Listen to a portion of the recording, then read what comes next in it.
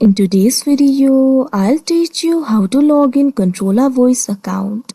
First of all, launch open any browser of your choice. You can see over here I've opened Google Chrome. Now click on the search bar and type in this link voice.controlla.xyz. Press enter. Now you'll be led to the official website of Controlla Voice. Initially you'll be led to this kind of interface. So if you want to log in to your account, what you have to do is click on this option login that you can see on the screen. Now you can see over here you'll be able to log in with Google or email address. So what you have to do is click on the sign in method that you used while creating the account for yourself. Here I'm just going to enter the email address. So click on the field of email address and enter your email address over here.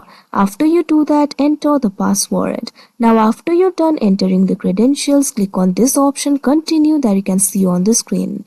After that, you'll be logged in to your account. So that is how you log in Controlla Voice account. I hope you found this video helpful. Thank you for watching.